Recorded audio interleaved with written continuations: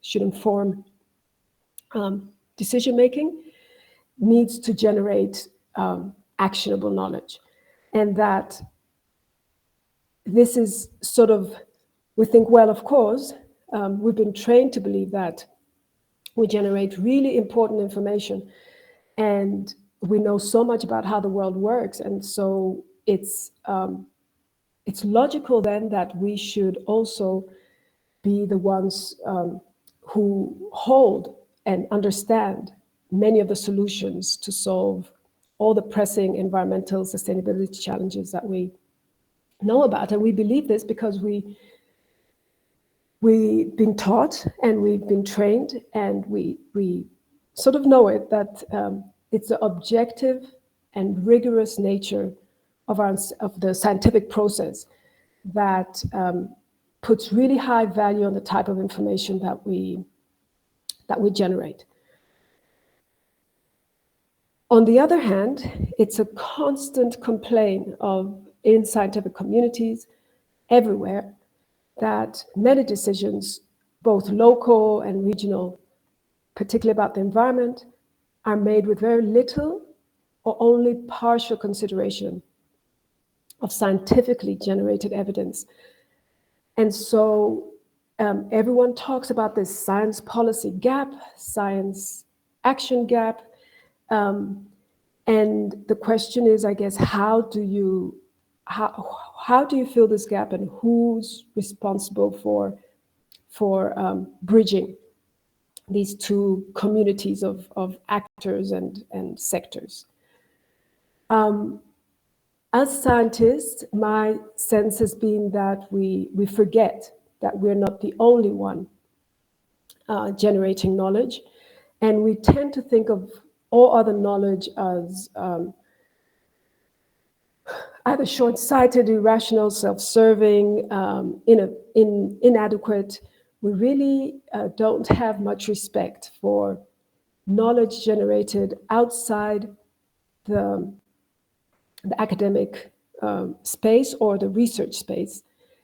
And I think that puts us in a huge disadvantage, particularly because so little of the information that we generate actually gets taken up.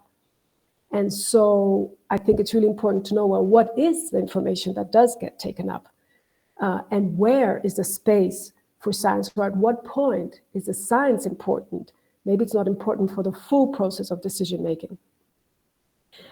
And I think I like to use this data information knowledge wisdom pyramid as a way to help me understand why is it for a group of people, scientists, who work so hard every day to generate knowledge, supposedly useful, important knowledge, why is it that we just aren't able, most of us, to bring that knowledge to the spaces where it can inform decisions? And the idea of this pyramid is that, well, it all starts with facts, and we're really good as scientists at generating facts. We have lots of methodologies to provide data of the systems that we work in and are interested in studying. And then we clean that data and we analyze it, and we start to see patterns, and that the combination of data that starts to make some kind of sense provides really interesting and sometimes important information about the system. But that this information is still not really useful for decision making until it is converted into some kind of knowledge, and that knowledge is really about seeing the way different information is connected and trying to understand how the system works. So we spend many years understanding how systems work, and we are experts of how systems work. But the next step in then getting this knowledge or using this knowledge to inform action which is in the pyramid considered then the wisdom process, the process that's a wisdom level of using knowledge and useful knowledge in order to do something, and hopefully to do something ethical, right, and to inform decision, is the part where I think we're not so good at. And we've been told for many years that it's usually because we do not communicate, we're not very good as scientists in communicating our knowledge. And so I think over the last decades, there's been a lot of effort in teaching scientists to better communicate, to simplify their language and terminologies, to get to the message much faster and so forth. But I think it goes beyond that. I think it's also that we don't necessarily generate the information that was needed in the first place. And so it's not just about communicating, it's also about what kind of information are we generating, and at what point do we think about the policy relevance, and at what point do we begin to include other ways of understanding the other types of knowledge or other knowledge systems in the way we work, or in the way we approach a problem. And many of you, I'm not sure, but it's not uncommon to sit with our expertise in our offices, and then of course spend a lot of time teaching others in this expertise. But oftentimes the way we get a chance to contribute in some way to decision making is when decision makers knock at our doors as experts and ask us for advice, ask us to do a particular study or conduct a particular review. And I see this mostly in the consultancy role. I do consultancies and I'm often asked to come in, but I think consultancy is great, but I don't think at the end it's enough in terms of really making sure that that scientists are participating more in decision-making processes. So consultancy gives you this direct role and direct insight into decision-making, but you're usually asked to generate very specific information. Usually it's predetermined. There are oftentimes very limited opportunities to actually do a study or do a science. Oftentimes, at least in my case, it's been mostly reviews and very specific studies with having to be done very fast. And my role, and I don't know if your experience has been that as well, is that I provide information and then I'm pretty much asked to leave the room. The decision making, I'm not part of the decision making process. And I also, and I think that happens to a lot of scientists, we do not live the consequences of the advice or information that we give. The places in which the science happens, or the consultancy happens, and the space that I live is usually not the same place. And so our how would I say it? Our commitment or our link to the problem is only at an intellectual level. It's not really at sort of an emotional experience level, which I think is important when doing transdisciplinary research. And I strongly believe that we cannot continue to be waiting for policy and decision makers to come at our doors and ask for advice. We really need to be the change that we seek, and we need to incorporate making into the way we do science, or somehow bridge these worlds in a way that is more fluid. And how do we do that? Well,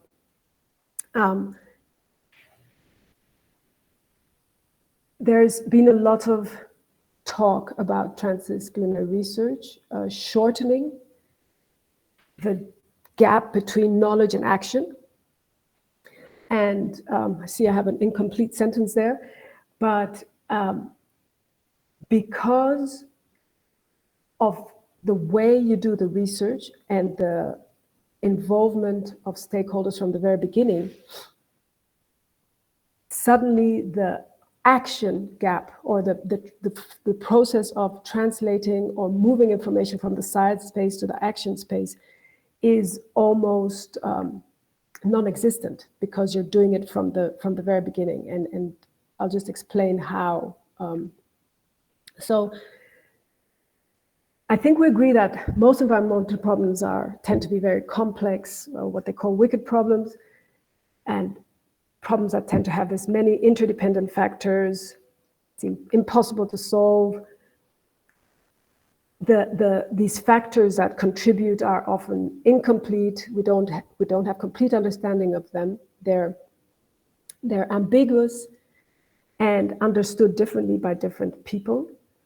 And that to solve such problems, which tends to be many of our conservation problems, environmental problems, sustainability problems, requires a really deep understanding of who's involved, who's affected, who's making the decisions, and who's deciding on what the solutions should be. And it cannot be just a scientist. It cannot just be the different decision makers, and oftentimes it's not the impacted stakeholders. They usually have very little say. And that, as such, a whole new approach, or not a whole new, but a different approach and a more innovative approach is needed to approach such problems. And this is known for a long time. And the transdisciplinary research approach is from the 70s, was developed in the 70s. But it is important to just clarify that it is a research approach, so it's a way of doing research. There are no transdisciplinary theories as such, or methodology or institutions. It's a way of doing research in which you center the inquiry around a problem, a specific problem, and you do so by involving both scientists but in an interdisciplinary way, so coming from different disciplines, but you also incorporate non-science actors and what they call extra scientific actors, stakeholders from the society directly involved in different dimensions and different ways with the problem. And the objective really is to develop mutual understanding of the problem, understand the multiple perspectives, build empathy so that you understand why someone else sees the project in different ways. And when you've done that, it becomes a lot easier then to, by creating this sort of community of understanding around a certain problem, you develop a much easier process for starting to now explore potential solutions. But yeah, and the interesting thing about transdisciplinary research, at least what I've discovered along the way, is that oftentimes I know I've been accused of sort of disregarding disciplines, thinking disciplines are unimportant, and it's not the case. I mean, transdisciplinary research requires disciplines to come together. It got a huge foundation on interdisciplinary research, but what it does, it says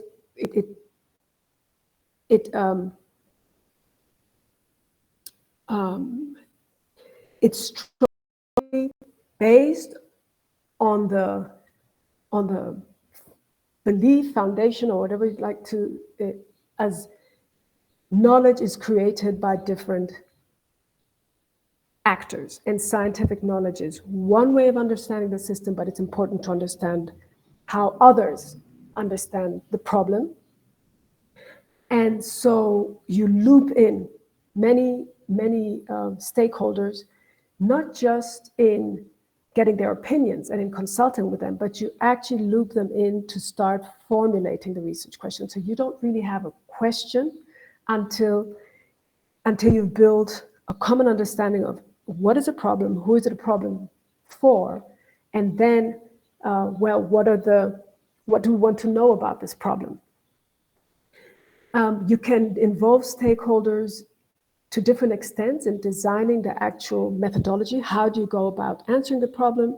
Stakeholders can be involved in generating data in different ways as well, and extremely important in interpreting the results, so that you can use that to decide, okay, what are potential solutions here? So what it requires is that the core team of researchers who are usually at universities to maintain really close links with issues and stakeholders, and to build this relationship of respect and trust.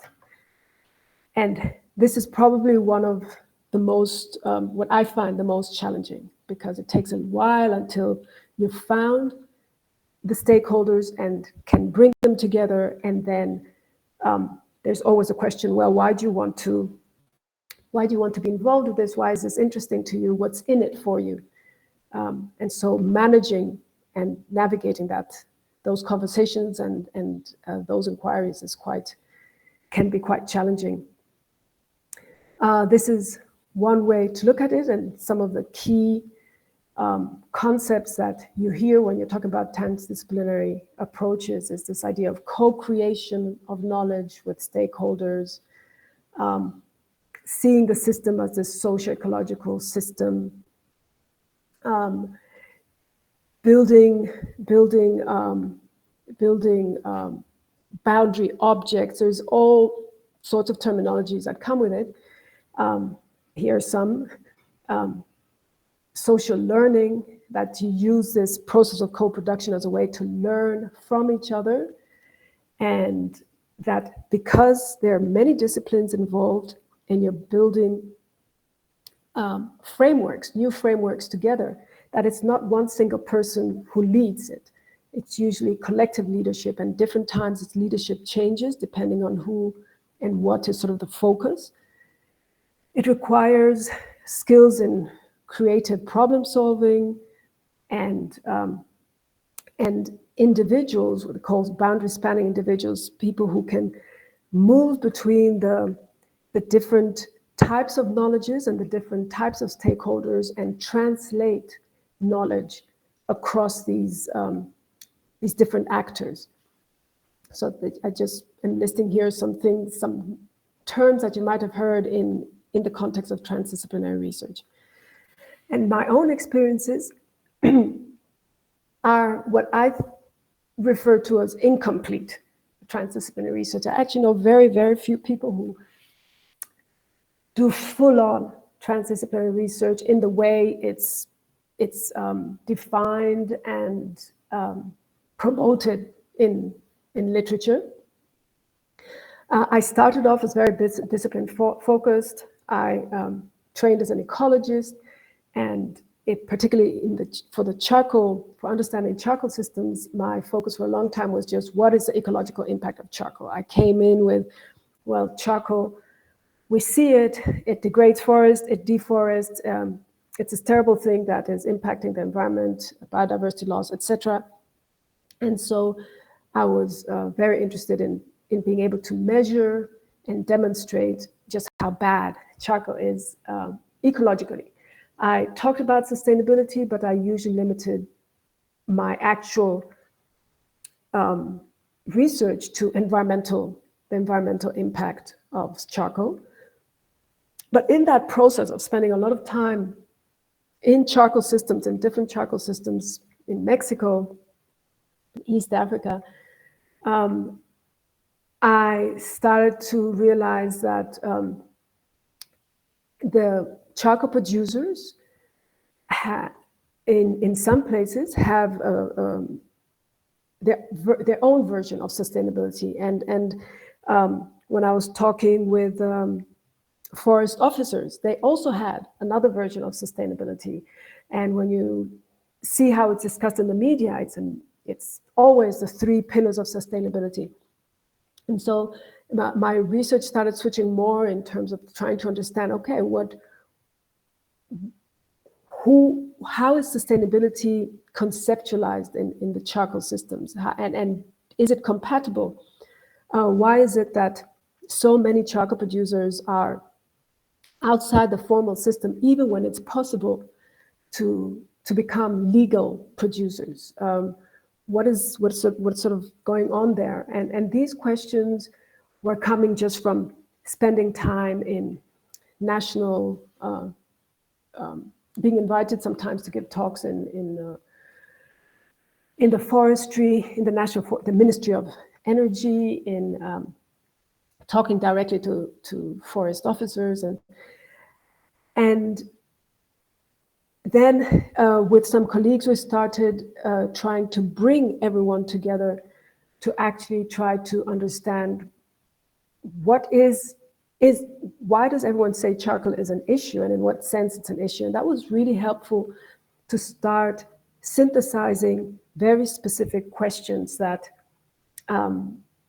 essentially were gaps in everyone's knowledge. Nobody really knew, for example, well, does being an illegal producer mean that you're automatically unsustainable? And so the first few years, my first students, master's students, focused on trying to understand, well, is illegal necessarily unsustainable?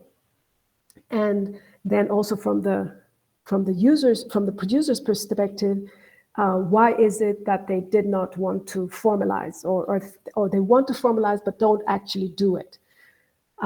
And this information has generated really useful insights into why 93% of producers, for instance, in Mexico, and even more so in other countries, charcoal producers tend to be outside the legal system.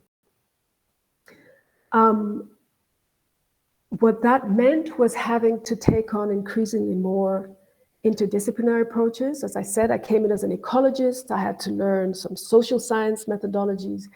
I had to be better at facilitating dialogue between different stakeholders. I had to get a better perception of a sense of what questions are being asked, even though they weren't being asked in sort of a typical scientific sort of research question, but there were things that people wanted to know, and how could I convert this into interesting research questions? And this was possible both at the very local scale, so working with producers who wanted to know specific things like, should I use an axe or should I use a chainsaw? Which one is better for making sure the tree still recovers?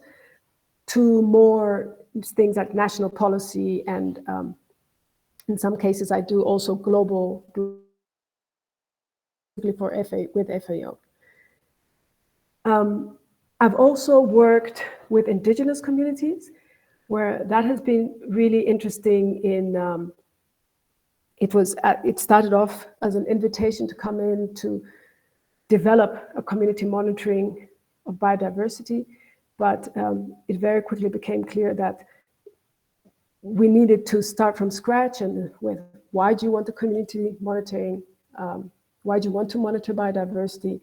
And in the course of 2 years, a monitoring program was developed together, and they went off and monitored for several years, and it resulted in a really beautiful coffee table book of their biodiversity. And it was an interesting process in which I played a part, but wasn't the main leader of the process, which was sort of an interesting way to do this kind of research. But like I say, it's still incomplete because it doesn't follow all the principles, and in this case it was decision making with a very small set of actors, and the diversity perhaps was more in the different community members involved, and not necessarily, for instance, there wasn't an interdisciplinary nature in this particular job. But in the end, I think what the challenges I find of doing this kind of research is that it's been a really steep learning curve, not just in terms of learning new methods, but also in realizing that there's a limit to how many new methods I can learn, and it's just a lot better to bring in people, disciplinary people, who can then and then together to work on a shared conceptual way of approaching the problem. But that when you talk of different disciplines, and they all have their different interests, their different ways of doing things, their different ways of understanding, of generating information, of valuing knowledge. You know, what is rigorous science and social science? What is rigorous science and natural science? And so a lot of time is actually spent mitigating, or I feel like a lot of energy is spent mitigating this, mediating this process. And that it also takes a long time to build those relations, to find the people that you can work with and can work well, and minimize the conflict, so that you can actually work effectively and collaboratively. And because there is so much time spent in building the process, it can be publishing the results can be very, very slow. I've also found that sometimes, depending on who I work with, it's we haven't even been able to publish, because you move on to the next thing, and then it just stays behind it, because publication was never the objective of many of the other stakeholders that you're working with. It's also extremely difficult to find funds to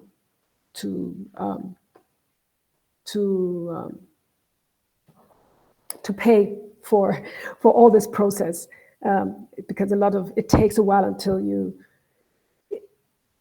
need to first develop the research question before, and then ask for the funds. And then if you don't get the funds, then the whole process that you've gone through is stagnated. In any case, there are increasingly more requests for what they call research that produces actionable knowledge. And I won't go through this, but it's basically some authors put together like some of the characteristics that reviewers will look at when they're looking at whether a research proposal will actually produce knowledge that is useful for decision making. And so I just want to jump into what this has all meant, at least for us here at the Sustainability Research Center. Is there's just a couple of us actually that are trying to work in the transdisciplinary space, and we found that a lot of we don't just have to focus on what the direct skills, or the I don't know what they're called, so hard skills, such as generating data, analyzing it, and using software and methodologies to generate good scientific data. A lot, because transdisciplinary research had so much to do with how you bring teams together and manage that process, that we also have to teach our students these skills, these softer skills. And those are not skills that necessarily we have learned. It's skills that we've picked up along the way, and so we might not be very good at actually being able to teach them. But increasingly, I think any center, any institute that is interested in doing transdisciplinary research needs to incorporate these soft skills. They can't assume that people will automatically have them. And I think that's a huge gap that's there, and makes it very difficult for scientists within institutes to try to do transdisciplinary research, because they often find themselves alone in the process, or swimming upstream.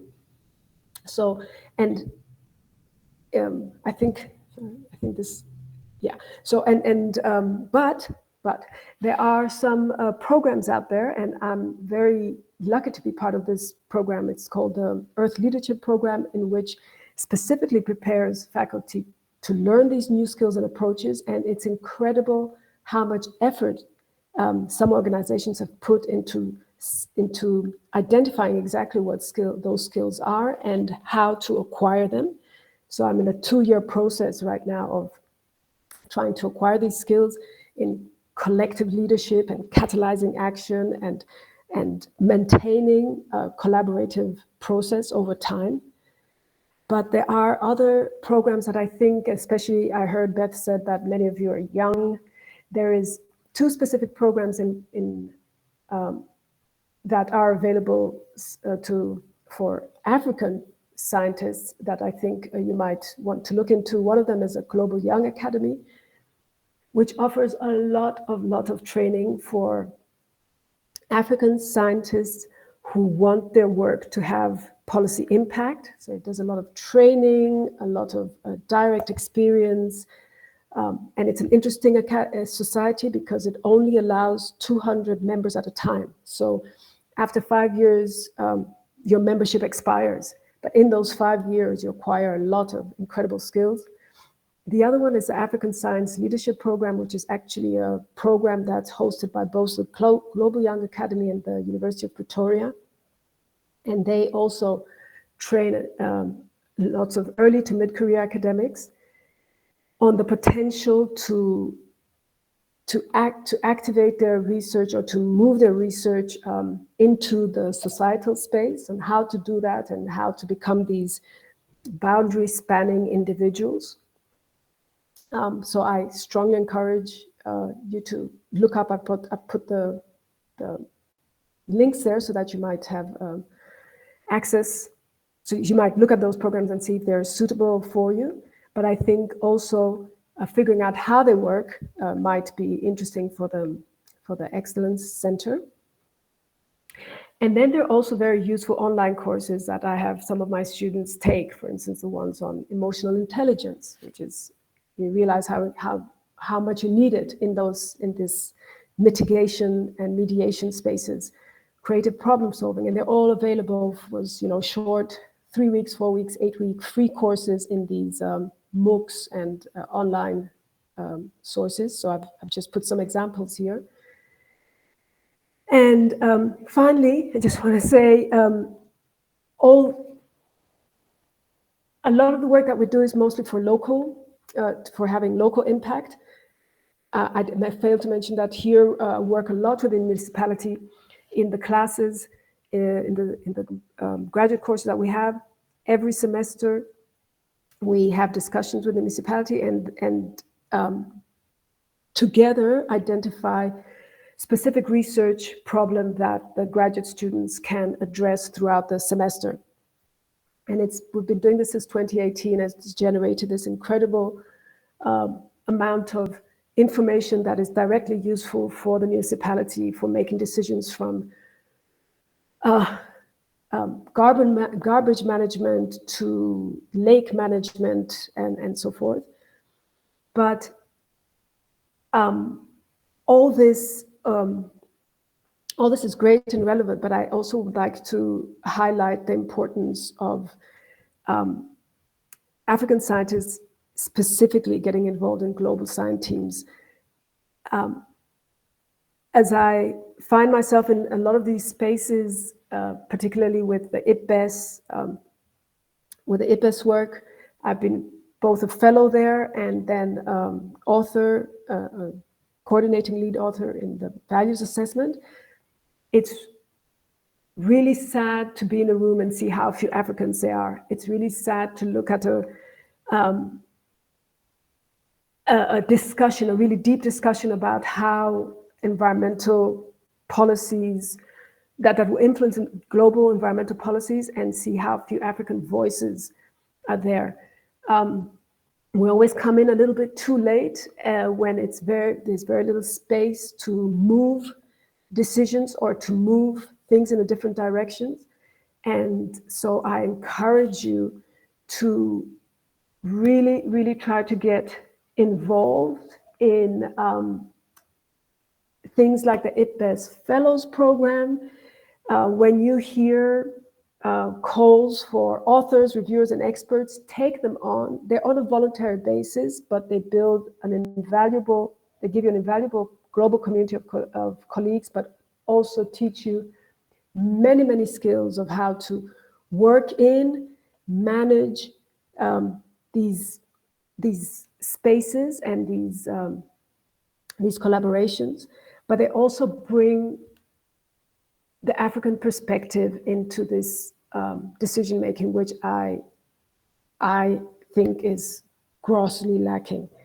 But yeah, I will stop there. I realized there's very few minutes for questions, but this is what I wanted to share with you in terms of where I think we could be having impact, and how I think that taking on a transdisciplinary approach could get us there, but it would require some shifts both in ourselves, but also in our institutes. Thank you.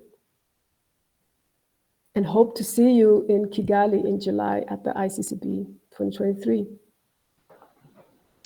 Wow, thank you so much, Tuyeni. You got to give us a lot of food for thought. And we do have some time. I hope that some people have some questions or comments for us. So you can put your questions or comments into chat. You can also raise your hand and then unmute and talk to Tuyeni directly. So yeah, let's hear from what comments you have. Maybe to kick things off, I might ask you a question, Tuyeni. So I've been noticing that in what are called the development partners here have a big impact on how research is done here, because they're providing the funding and they have a certain timeline, and they often bring in, have funding to bring in external consultants, and then that kind of creates the framework for how the research is done, whether it's setting up baseline data sets, or implementing forest restoration projects, ecosystem-based adaptation. Those are especially multidisciplinary, or even should be transdisciplinary. But when so many of these projects are really driven by development partners in their partnership with the government institutions like ministries of environment and their agencies and authorities, how do you think that we can convince those players to play with us in academia, like the research institutes and the researchers here in these countries, where, I believe you end up getting a longer term benefit, because in the end, it's these researchers that remain here to do follow-up research. Yeah, thank you. Yeah, thank you, Beth. That is one of the challenges, right? That when you can't get in early in the game, and the questions have already been, and the methods have already been pre-decided, right? And I think one way to go about it is to generate a link with the government side that is negotiating with the donors, right? Because there is oftentimes pre-meetings that happen that decide what donors will spend money on, and and if there's a way to get in there, and ways to get in there, at least the ways I've seen that worked the best is in kind of advocacy lobbying kind of situation, which is sort of odd because we aren't taught to do that, right? As academics, we just aren't. Advocacy seems like something that activists do, right? But if they're using the networks of people that we know, being able to understand at what moment does a decision get made, for instance, for a donor to do a certain kind of project or to fund a certain kind of approach, or I feel that that's a space where then you can have influence in what actually gets decided. After that, it's really, really hard unless you're working with people who are very open-minded and flexible.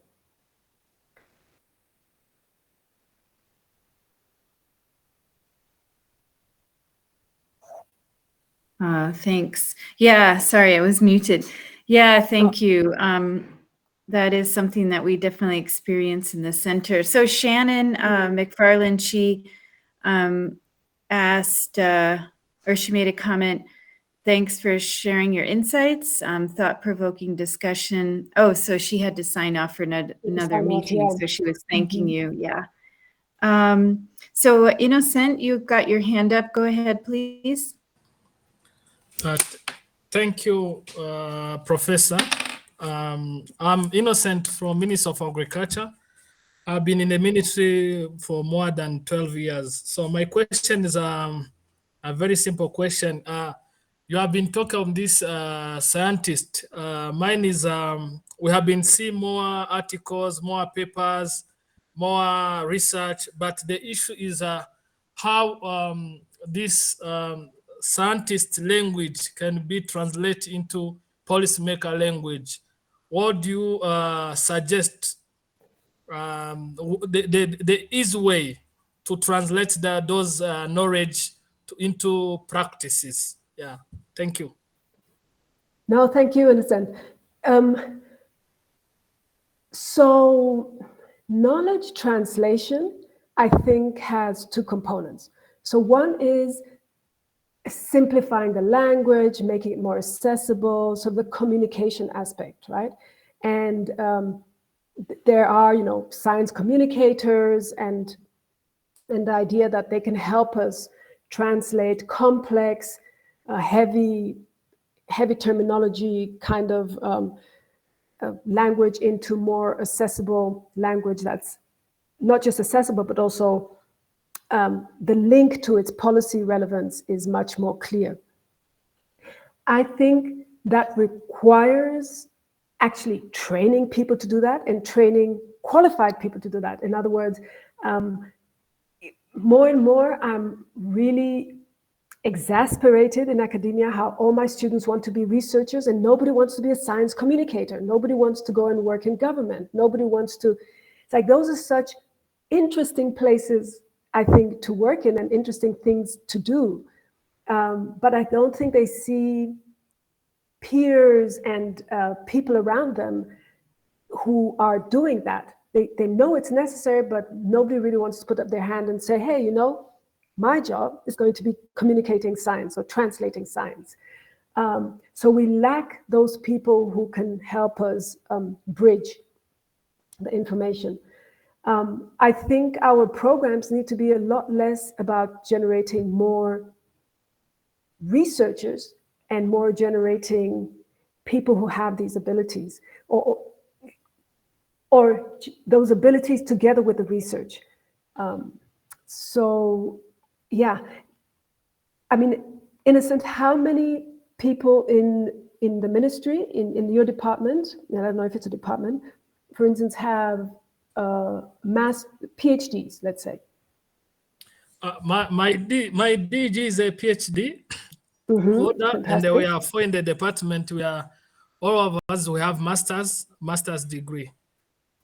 Okay. Yes. Then in a way, it's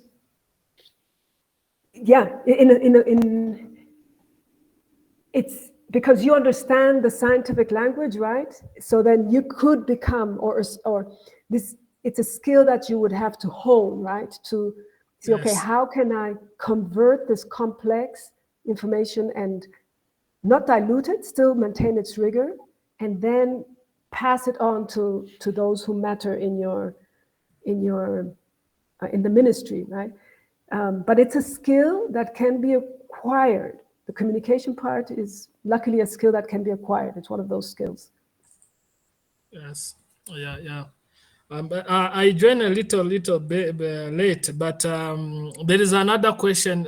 Is a debate ongoing on the ministry, not even the Ministry of Agriculture. Just to ask how these researchers and scientists get their research topics. You know, we are it's a question, is a debate. We found that sometimes there is an agenda which scientists or researchers, they don't just want to follow or to respect.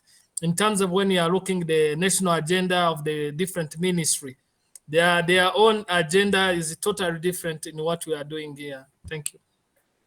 What's your thought? That is, I think scientists who want to have policy impact need to understand what policies are, what's the national priorities, and then adjust their research questions to answer those, to align their research questions to those big topics. In Mexico, something really interesting happened when the current president took over. Yes. He basically said that, well, here are our priorities as a nation. It was climate change, poverty alleviation, those big five, right?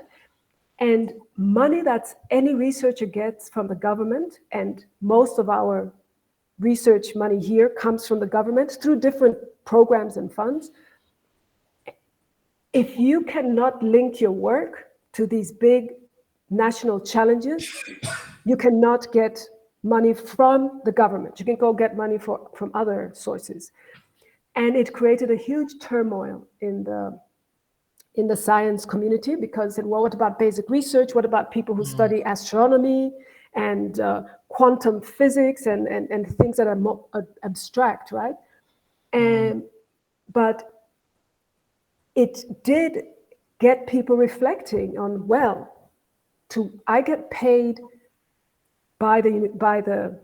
from national taxes as a federal employee, and how is my work useful to society? So I think it's fair for a government to put those kinds of restrictions if it's funding the work. I think what happens in a lot of African countries, it's not the government that funds the research, right? It comes from somewhere else, and so those restrictions are usually not there, and people study what they want or what the donor is interested in, and so forth. Okay. But I think it's an interesting model what the Mexican government has. Okay. Thank you. Thanks. Thank you. Yeah, thank you, Innocent. It's good to have that question too. We really appreciate that you're here, and I think we need to have more discussions between researchers and people in the government. So we're very appreciative that you're here. I thought I saw somebody had a hand up. Oh, Ellie. Yes, please. Thank you. I'm Evi. Also, I'm a student doing a PhD in climate smart agriculture and biodiversity conservation. So what I need is just a comment to the innocent insight. So, but also it's a part of the problem. According to my understanding or observation, it looks like there is a gap of communication and the information sharing between different ministries, where you will find that like the Ministry of Agriculture is having like some priorities, and other ministries are having similar priorities, but they don't communicate just to match their results and to complete each other. So these, I think, it have been seen in some area of their interventions. So I think also they need to improve this.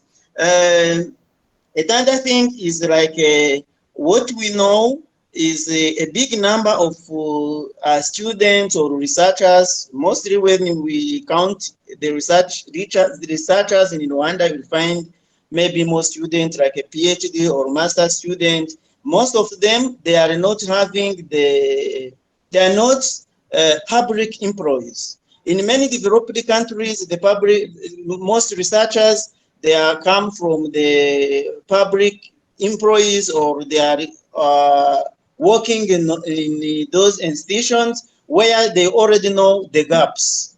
But here in our developing countries, because our government is not having enough fund in education and research, so young graduates like a bachelor, master's, PhD are applying from different institutions internationally, and mostly we will apply according to those core priorities rather than our government priorities. So this is why sometimes we will find that what we are doing is not related to our government priorities. Maybe they are directly or indirectly related. So also this is what we must take into account. But I hope slowly by slowly we will reach to the level where everyone could work according to the government priority. Thank you. No, thank you, Ellie. So to come, the gap, or what you call the absence of communication across ministries or across is extremely, it's a very common complaint, and particularly in the Ministry of Agriculture, the Ministry of Forestry are almost always with opposing programs, right? And what I have found really helpful has been participating and actually been asked to facilitate national workshops in which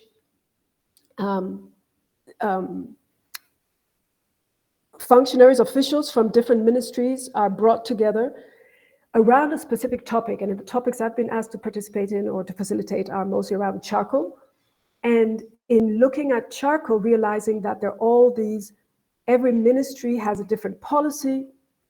In one, you can cut trees, in the other one, you shouldn't. In the one, you can cut trees if it's for agriculture, but the other one, you can't really burn any tree unless you have a permit. And this realization by looking at the problem together without any judgment, just trying to understand it and bringing in scientific information and different other kind of information, has been very helpful for this realization to happen with the people that matter the most in terms of starting dialogue across ministries. It's the only way it's been possible has actually been through a process in Tanzania where the old charcoal producers and NGOs working with charcoal have developed an advocacy and lobbying section where their experiences, where every year they make an effort, and throughout the year they make an effort of bringing their experiences and learning, and then sharing it with those with the decision makers, with mostly policy makers, but also people in decision-making roles within ministries. And it's required many, many years of figuring out how those ministries work, who's the important person, and ensuring that they come to these workshops. But they've been very eye-opening, because everyone realizes together that, whoa, we actually are going for the same thing. So let's actually figure out a way to work together, or we have completely opposing agendas. That can't be. Now we understand why things aren't working.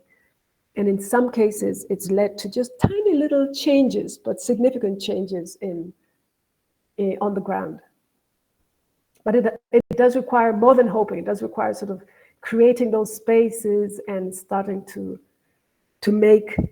bring those people and ministries together.